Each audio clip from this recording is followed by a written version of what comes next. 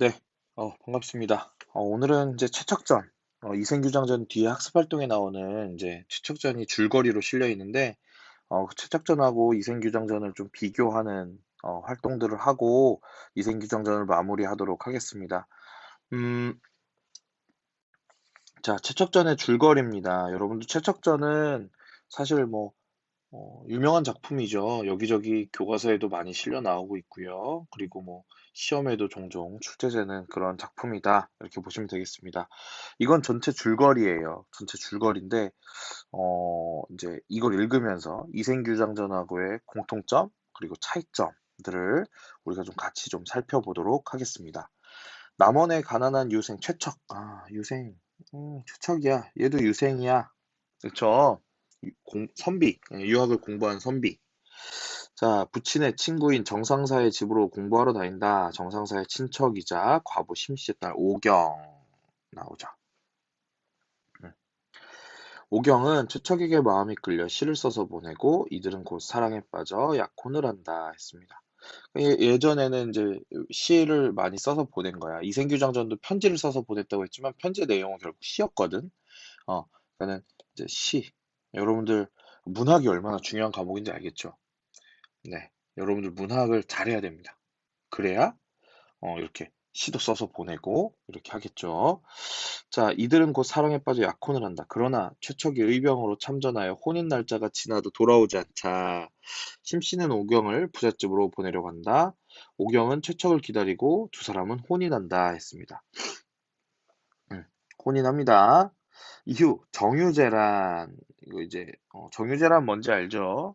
임진왜란 뭐 크게 말하면 임진왜란 다음에 또 바로 일어난 일본과의 전쟁, 외화의 전쟁이죠. 남원이 함락되면서 최척과 오경 처다들 몽석은 뿔뿔이 흩어진다. 오경은 외병의 포로로 일본에 잡혀간 후 장사를 돕게 되고, 자, 오경은 일본에 잡혀간 후 장사를 돕게 되고, 최척은 중국에서 살게 됩니다. 굉장히 스펙타클하죠. 여러 해가 지난 뒤 최척은 친구 송우와 함께 상선을 타고 떠돌아다니다가 안남, 베트남에서 오경을 만나게 되죠. 와, 굉장합니다. 이들은 중국 항저에 정착하고 둘째 아들 몽선을 낳아 기르며 10여 년간 행복한 생활을 누린다. 몽선이 성장하여 혼례를 올린 이듬해 호족이 침입하여 최척은 가족과 또 이별합니다. 명나라 군사로 출전하였다가 호족의 포로가 되죠. 그는 포로 수용소에서 조선에서 출전했다가 역시 호족의 포로가 된 처자들 몽석을 또 만나게 되고 함께 수용소를 탈출해서 고향으로 오고 몽선과 오경도 고비를 겪다가 고국으로 돌아와서 다시 만나서 행복하게 잘 살았다. 이런 내용이 이제 어 뭐랄까 우리 그 최척전 전체 줄거리다 이렇게 볼 수 있겠습니다. 자, 그럼 뭐가 이제 이 작품이 이생규장전하고 어떤 부분이 또 공통점이 있고 차이점이 있는지 여러분들이 좀 생각을 해보시고 저는 조금 최척전에 대해서 설명을 더 해보도록 하겠습니다.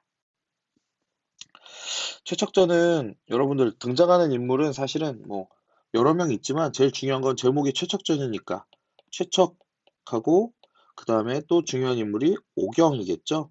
음. 이 두 사람이 가장 중요한 인물이다. 인물은 이 두 사람이 가장 중요합니다. 최척은 뭐랄까 굉장히 전쟁에 많이 휘말려. 음, 전쟁에 많이 휘말리고 전란에 많이 휘말리고 또 이산 가족이 많이 되죠. 이산의 어떤 고통 속에서도 그냥 그냥 가족 포기하고 나 혼자 그냥 잘 먹고 잘 살지 뭐 이렇게 생각할 수도 있는데 어떻게 됩니까? 가족을 음, 포기하지 않습니다. 하지 않고 어, 그 행복을 지켜내죠. 왜냐면 최척이 중국에 이제 갔을 때 중국에서도 결혼할 뻔한 기회가 생겨. 하지만 거절하죠. 자기의 아내가 살아있을 거라고 믿고 이렇게 됩니다. 자기는 그렇게 못한다 이렇게 합니다. 자, 오경 같은 경우도 이제 굉장히 앞에서 봐서 알겠지만 오경이 최척에게 오경은 최척에게 마음이 끌려서 시를 써서 보냅니다. 그러니까 오경이 굉장히 적극적인 사람이야. 적극적이고 그다음에 굉장히 강인한 의지. 아까 줄거리에 보면 오경이 일본에 끌려갔다라고 얘기했잖아. 일본에서 남장을 하고 지냅니다. 남장을 하고 어, 그, 뭐라고 해야 돼? 일본에서의 그, 자기가 모시던 사람의 신뢰를 굉장히 얻게 되죠. 그치. 그래서 남장을 하고 지내는 그런, 어떤 모습들도 나타나고 있다.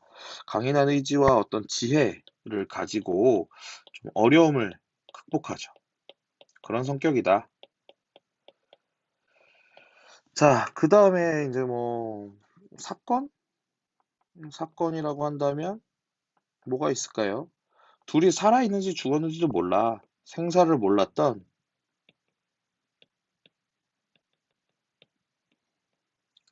두 사람, 최척과 오경의 극적인 어떤 재회들. 아까 줄거리 나왔죠? 베트남에서 만납니다. 최척은 중국 상인 친구와 함께 장사를 하러 왔고, 오경은 일본 사람과 일본 주인과 함께 장사를 하러 온 거야. 근데 여기서 우연히 만나게 되죠. 베트남에서. 중국과 일본에서 살다가 베트남에서 만납니다.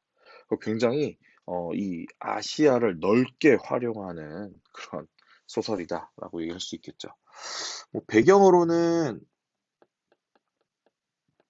시간적으로는 임진왜란,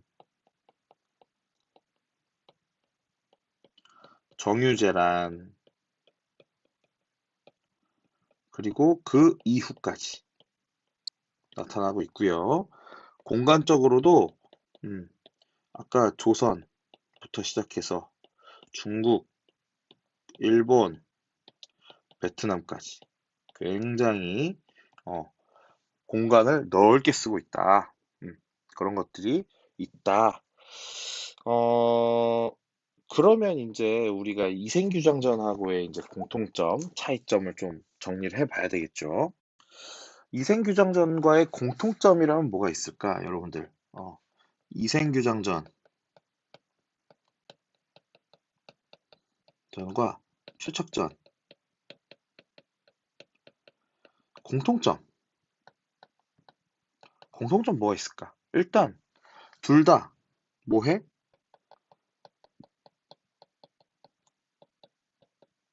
역사적 배경이 주어지고 있죠. 이생규장전은 언제? 홍건적의 난, 최척전은 임진왜란, 정유재란과 같은 역사적인 사건을 배경으로 하고 있다는 게 공통점이다라고 할 수 있습니다. 그 다음에 이별하고 만나고의 반복이 나타난다. 이것도 공통점이라고 할 수 있겠지. 그렇지? 만나고 이별하고, 만나고 이별하고, 만나고 이별하고, 뭐 이런 식의 것들이 반복되고 있다. 그 다음에 또 공통점이라고 한다면 인물상에서 어떤 공통점이 있을까? 약간 여성들이 좀 뭐랄까? 좀 적극적이라고 해야 될까? 적극적이죠. 여성 인물들이 굉장히 적극적이죠. 어, 이생규장전에서도 최씨 처녀 어떻게 합니까? 상사병 걸려서 눕죠 그냥. 눕습니다. 결혼시켜줘 뭐 이런 거죠. 최척전에서도 어떻게 오경이 최척한테 먼저 슉 이렇게 하는 거죠. 그치? 그런 것들이 좀 공통점이다라고 할 수 있겠고요. 이 외에도 여러분들 공통점이 있다면 저에게도 좀 알려주세요. 그 다음에 차이점이 있다면 또 뭐가 있을까요? 차이점. 이번엔 차이점입니다. 차이점은 이생규장전은 어떻게 돼? 이거 아까 아까가 아니죠. 지난번에 얘기했지만 새드 엔딩이죠. 음, 슬픈 결말이야. 하지만 최척전은 최척전은 해피엔딩이야. 음, 해피엔딩입니다. 그치? 이생규장전은 결국은 헤어져. 결국은 이승과 저승에 나눠져 있는 사람들이기 때문에 결국은 헤어지죠. 최척전은 결국은 만나게 돼. 그치? 그러면서 슬픈 결말과 행복한 결말이 나타난다. 조금 그런 것들이 다르다라는 것들을 우리가 알 수 있었습니다. 그것 말고도 어, 또 더 찾아보면 더 있겠죠. 더 있을 텐데, 이게 가장 큰 차이점이 아닐까라는 생각이 듭니다. 어, 이거 몇 페이지인지 안 알려줬네. 이거 66쪽입니다. 66쪽. 66쪽. 자, 그 다음에 이제 우리가 이걸 두 개를 왜 비교해 봤을까, 결국. 두 개를 왜 비교했을까? 우리 이번 단원의 제목이 뭐라고? 문학 감상의 맥락이라고. 맥락에 뭐가 있었지? 상호 텍스트성 있었어. 상호 텍스트성.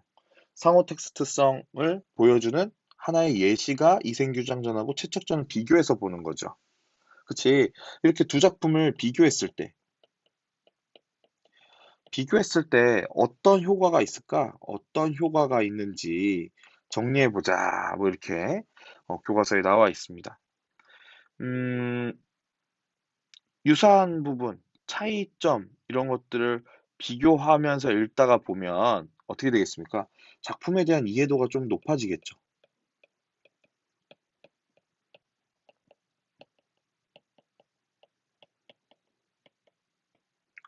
작품에 대한 이해도가 높아집니다. 그치? 조금 더 깊이 있는 감상을 할 수 있겠지.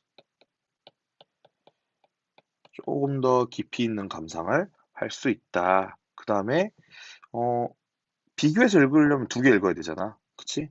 감상의 어떤 범위도 넓어지겠죠. 그치? 그렇게 정리할 수 있을 것 같습니다. 자, 이렇게 해서 여기까지가 이제 이생규장자 마무리를 하고요. 우리 이제 다음 시간에는 윤동주 시인의 쉽게 쓰여진 시를 같이 좀 보도록 하겠습니다. 수고하셨습니다.